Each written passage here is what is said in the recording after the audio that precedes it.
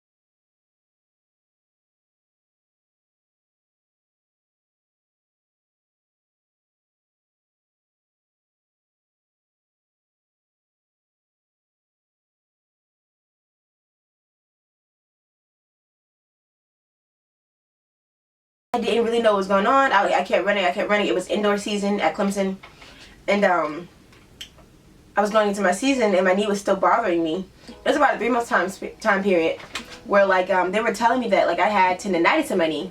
So I would go to the training room. For everyone that is an athlete, the training room is like a miniature hospital, but it's like a massage room for athletes. We get worked on our bodies, we get massaged, we get stretched, we get all this cool stuff that I do miss because that stuff feels so good.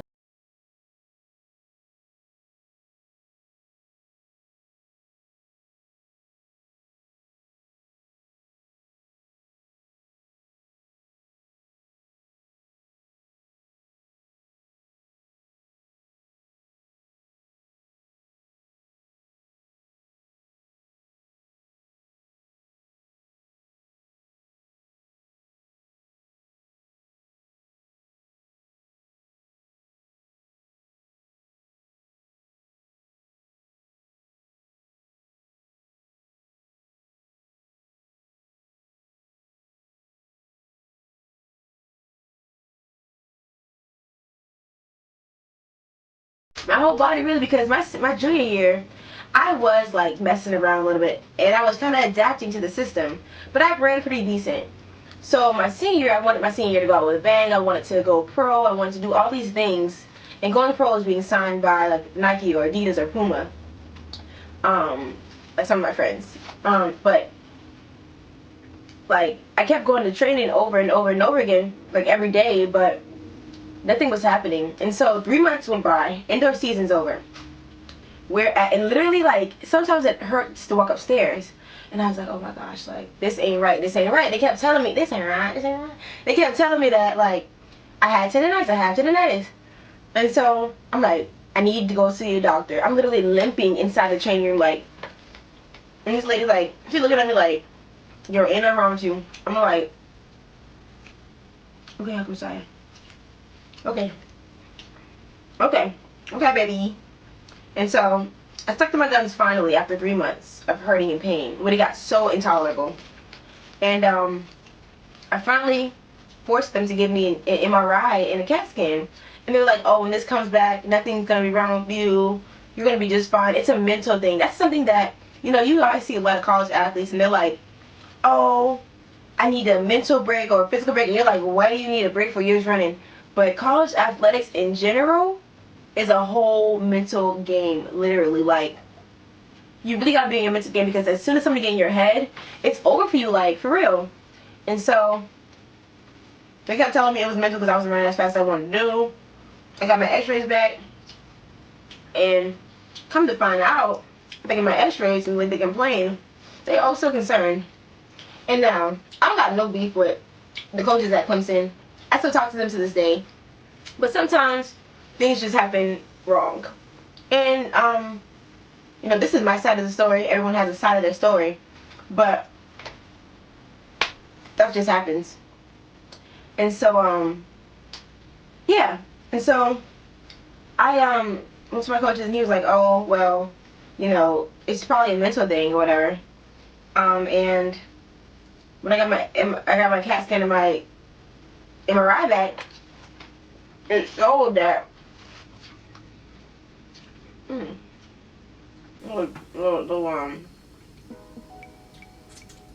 bone in there.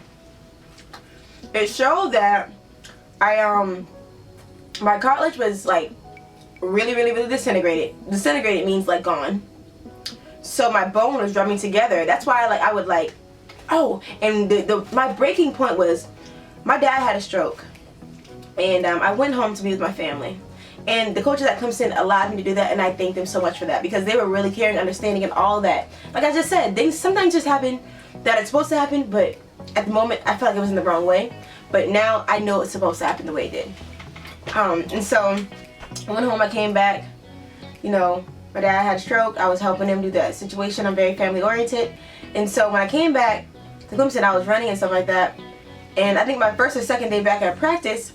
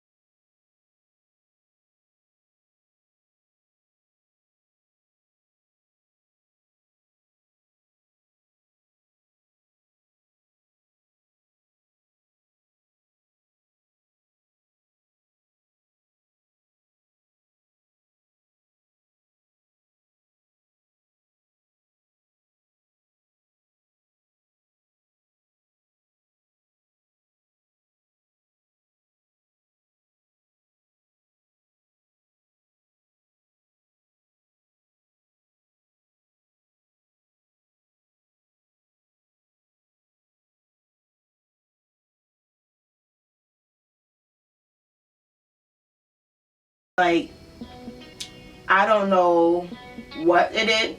I mean, they did it right, but I think, but to my knowledge, they did it right. But I'm full already on this, and so like,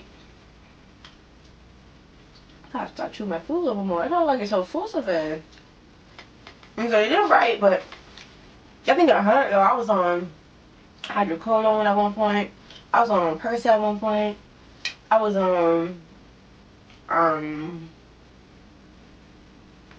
that was it. I was oxycodone at one point because my knee. Not all at the same time, but in periods. And those drugs, I don't see how people do them drugs like on a consistent basis, like as for fun. Those drugs aren't fun at all. No drugs are fun, really. But for real, like those, I don't see how people like the feeling of those things. But you know, to each his own. And so, you know, I'm not judging nobody because everybody, excuse me, goes through things and you know decides to make decisions. You know, so yeah. So yeah, so Clemson.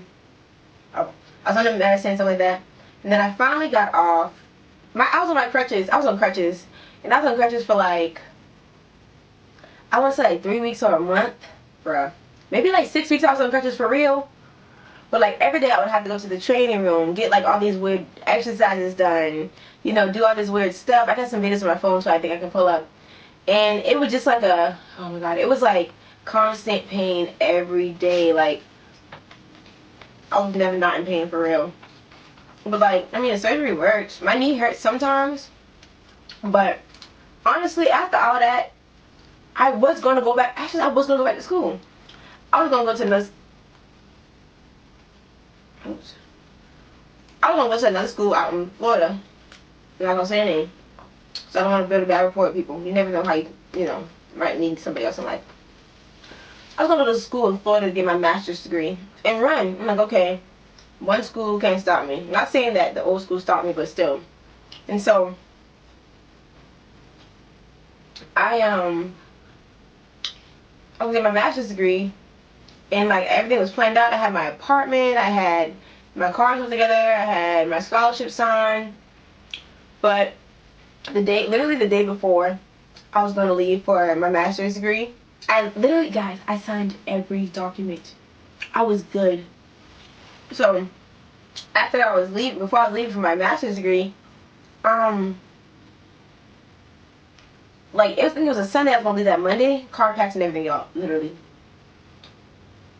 the coach called me like, "Hello, Miss Collins." I'm like, "Hello." I'm like, "Oh, I'm so excited about coming out tomorrow." She was like, "Well, I have some news for you." And this whole time, she's like, "Oh, you're gonna get in. You're good. You're good." You know, she told me to get certain classes, grades in my summer classes, and I did that. You know, you're good. You're good. You're good. And then before I'm supposed to leave, she called me and said that they can't give me a scholarship. And I live in South Carolina. Florida is, depending on the area, it can be up to like 8 hours away from me. I'm not trying to do no in-state, out-state tuition. And she was like, "Oh, you can pay for your first semester, and then after that, if you meet the qualifications of the grades, then we'll take care of you." But you have to think about it. My apartment probably was like $600 a month. I didn't have a job out there yet. I had to pay school tuition still. I'd have been in debt. And coming out of Clemson, I think I was only like $3,000 in debt. That was my fault. I was on a full scholarship, but I just made stupid decisions and took out like a $3,000 loan for something. And it just didn't make any sense to me. Like, I was like, how can you tell me that everything's good, but now it's not?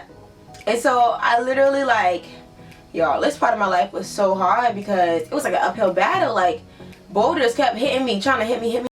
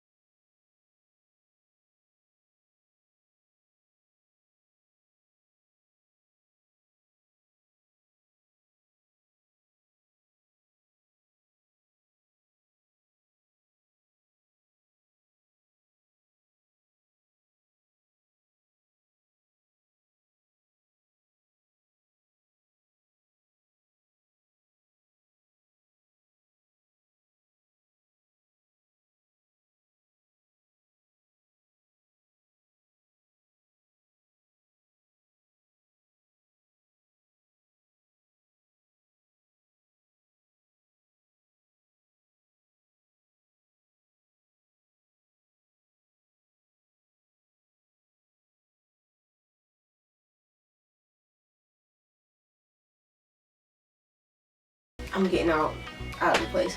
So I go by Pasadena, North Carolina, and my cousin calls me, and I guess she heard about my situation. She's like, oh, so what are you gonna do? And I was like, well, I want to be a videographer and photographer, but I don't know kind of which way to go. And she was like, well, you can do like some commercial things or tourism. She gave me so many options, like, and I literally love her for that. No, like, for real, like, the call that me and her had that day changed my life, because I probably was going nowhere fast, because the people that I was working with, they didn't have other things together, you know, all the time. Not my pastor, because I was just there just to go to church with him, but, and his assistant. And so, the people that, you know, I was working with, they didn't really have other ducks in a row, and it would have been progress, but it would have been slower progress than I wanted. And so, then, like, sorry guys, my battery died, but, what was I at? Shit, I can't remember. Oh, so I went to school in Florida. I didn't go to school in Florida. It's some cocoa bread. I ain't eating bread. I'm telling you what. Man, I'm getting fat! Conversation I had with my cousin. So, conversation I had with my cousin changed my life, because I was doing a lot of things productively, but if you don't have like strategy to your plan, then your plan's not gonna work out pretty well. And so she told me that I should apply to like corporate places that have photography positions or media production positions or something like that. And I was like, oh, I don't know if I can make it in corporate America. I don't know if I can do it.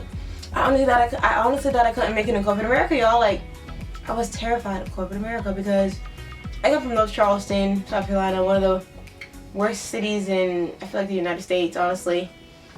And a lot of people don't make it out of here, for real. Like, I'm not even like trying to be like typical, but they don't. And I just was scared. It was like,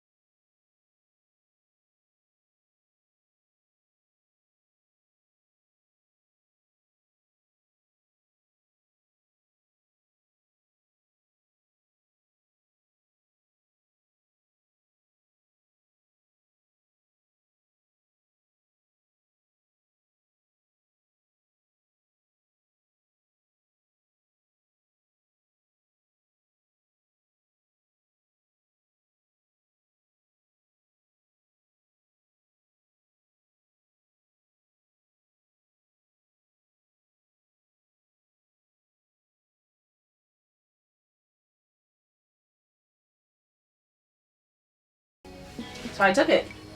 And I've been working at one of the top news stations as a videographer and a journalist in a way, ever since, you know, I got denied from that university in Florida about, not University of Florida, but the university in Florida, about 8 months ago now, maybe 9.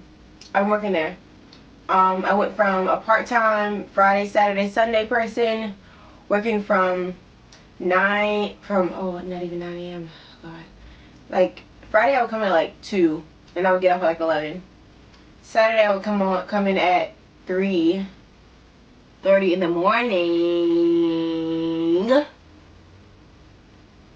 and get off at like 2:30 in the afternoon. And this was happening for like 3 months. I was like, oh my gosh, I don't know if I can do this. I'm so tired. I'm stressed. I'm at my breaking point, kinda. You know, I literally cried. I cry all the time. I can't even lie to y'all. But I feel like it's a stress reliever. I like to cry because it makes me feel better. And so I was like, I don't know if I can do this. I don't know if I can do this. And then out of nowhere, a full-time position opened up. And I was like, ooh, I'm gonna apply for it. I don't know if I'm gonna get it, but I applied for it. But at this point, I was working like 40 hours per check. And full-time was 80 hours per check. And so I applied for it. They interviewed me. I didn't know if I was gonna get it. I was like, you know what? I just see what happens. And I got it. In 3 months, I became full-time at this news station. And not to like toot my own horn, but people had been there for like 3 years. And they just got full-time as well. And I just thank God, because if I let all those things defeat me, I don't know where I would be right now. I don't know what I've been doing right now.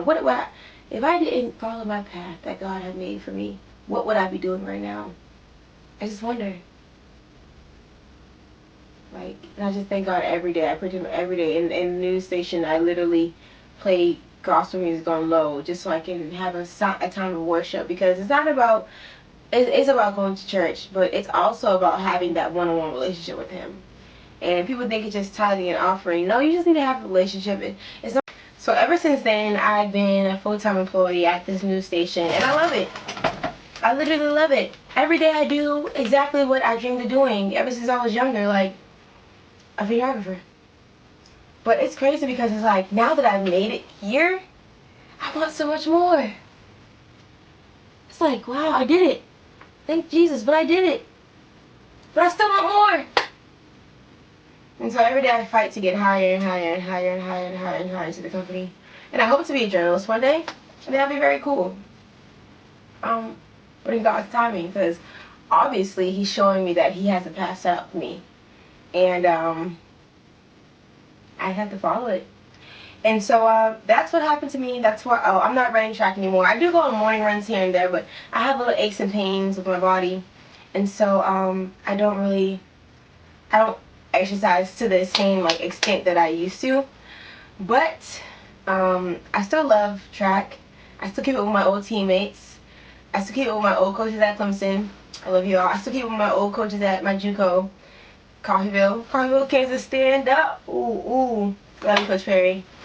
I keep up with everyone that I've ever come in contact with, because you never know a position that they can play in your life in the future. So, rule 1 to life: don't burn bridges with people that are important to you. Rule 2 to life: keep going. Don't let anything hold you back or stop you. And rule 3 to life: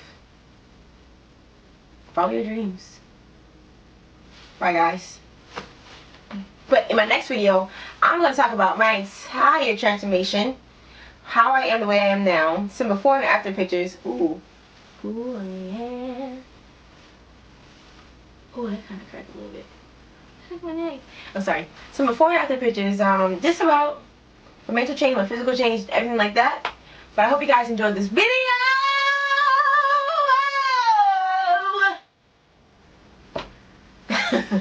I'm going to do this so much. And I'm going to be consistent with you guys, I promise. And thank you guys for watching my YouTube